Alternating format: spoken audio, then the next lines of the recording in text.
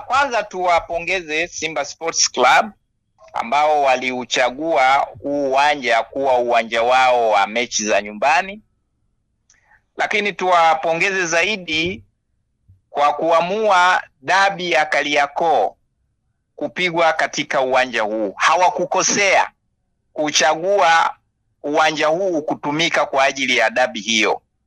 Ni uwanja ambao una sifa na heshima zote. Ni uwanja ambao utaiheshimisha dabi yenyewe. Ni uwanja ambao hauna changamoto ya aina yoyote kuzuia mchezo usichezwe hata kama mvua ikinyesha. Ni uwanja wa aina yake, ni uwanja wa kipekee sana.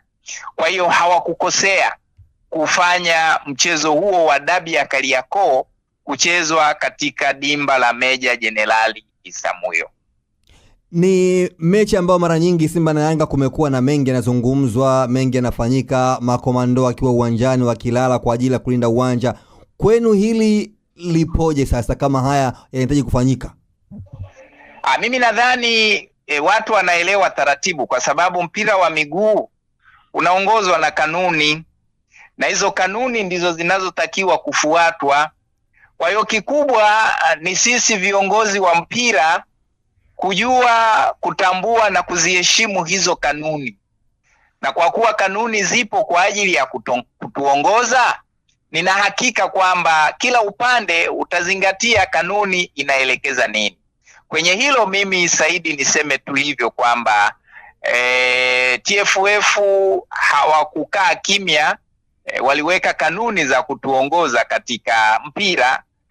Kadhalika FIFA nadhani tuna kopi kutoka huko kwamba mpira huwezi ukaendeshwa bila taratibu, bila kanuni, yani tukaenda tu hobela hivi, hapana. Kwa hiyo hizo kanuni nadhani zikizingatiwa kila jambo litakwenda vizuri, na sisi kwenye mpira tupo siku nyingi, na hawa ni wakongwe wa muda mrefu, wanaelewa, wamecheza mechi kubwa kimataifa. Kwa hiyo nadhani wanajua umuhimu wa kanuni na kanuni zitazingatiwa. Kwa hiyo wasitarajie kama yale ambayo mara nyingi yamekuwa kifanyika, namna ya kuchimba uwanja, kuweka vitu ama makomando kuzingira uwanja, haya wasitarajie kuyafanya. Hayo mimi kwa sasa nadhani sio muda wake wa kuyaongea. Ndio sababu nikasema kanuni zinatuongoza. Kama unajua kanuni zinatuongoza katika yepi, hayo yanayoelekezwa kwenye kanuni nadhani ndiyo ambayo sisi klabu tunatakiwa tuyatende. Kwa hiyo hayo mengine ni ya kufikirika na ni mawazo ya mtu mmoja kama ambavyo amewaza Saidi, na sisi hatutarajii kwamba kuna watu ambao wanafanya kinyume cha taratibu na wanakwenda nje ya kanuni.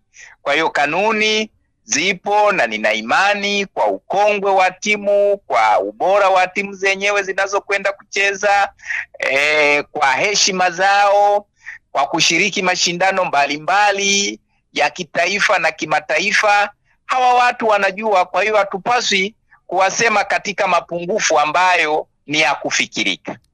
Kwa wasiofahamu vizuri uwanja huo wa Meja, mashabiki ambao wanapaswa kuhudhuria kwenye uwanja huo wanapaswa kufika wangapi?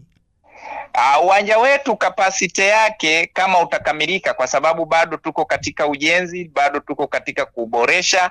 Kama utakamilika tunatarajia ubebe watu kati ya 15,000 mpaka 20,000. Lakini kwa sasa eneo ambalo limekamilika na watu wataingia, watakaa, watatazama mpira kwa burudani, kwa hali safi kabisa, ni watu 8,000. Bila shaka dimba liko tayari kwa mpambano huo.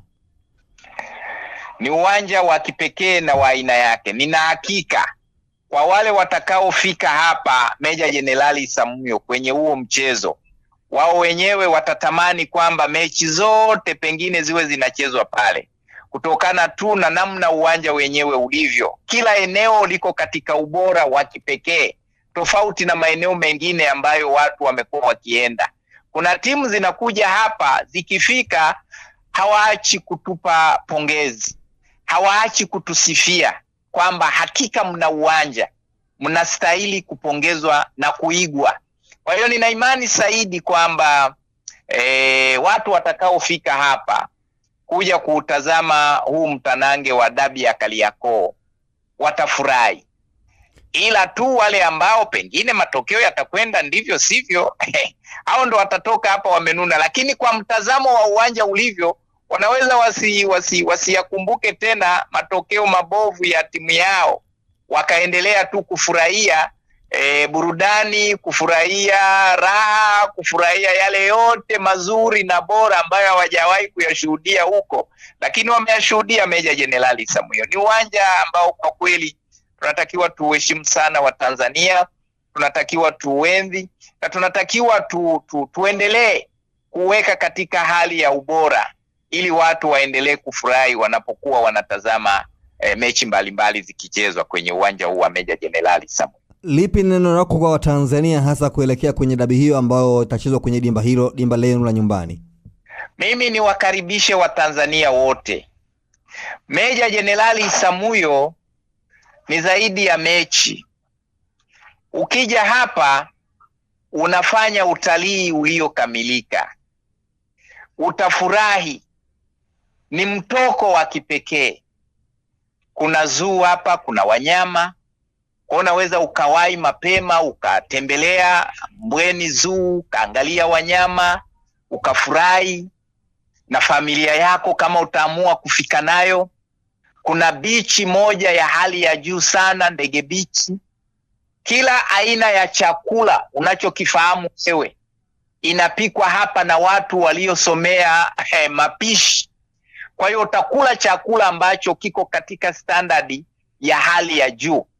Kuna kila eneo ambalo wewe ukifika hapa utafurahi.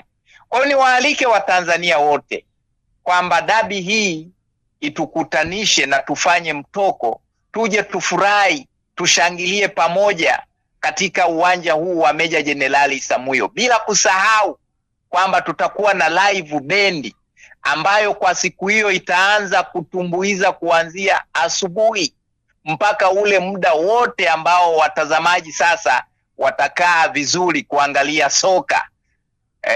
Kwa hiyo hayo yote yatafanyika hapa Meja Jenerali Isamuhyo na kwa siku hiyo yatashuhudiwa. Kwa hiyo ndo sababu nasema ni zaidi ya mechi. Ni utalii tosha ambao watu wataufanya kuja kutazama. Kwa hiyo niwaalike Watanzania wote, kwa sababu hizi timu zinapokutana wanakusanyika watu kutoka katika maeneo mbalimbali. Kwa hiyo niwaalike mimi pia kwamba karibuni mje Meja Jenerali Isamuhyo, mpate raha, mfurahi pamoja na kuangalia burudani ya mpira wa miguu ya dabi hawa, lakini utafurahi na mambo mengine ambayo katika maisha yako hujawahi kuyaona, lakini utayaona hapa Meja Jenerali Isamuhyo. Nikushukuru sana kiongozi. Nikutakie siku na kazi njema. Asante sana. Usisahau kusubscribe kwenye YouTube Mwandike Digital.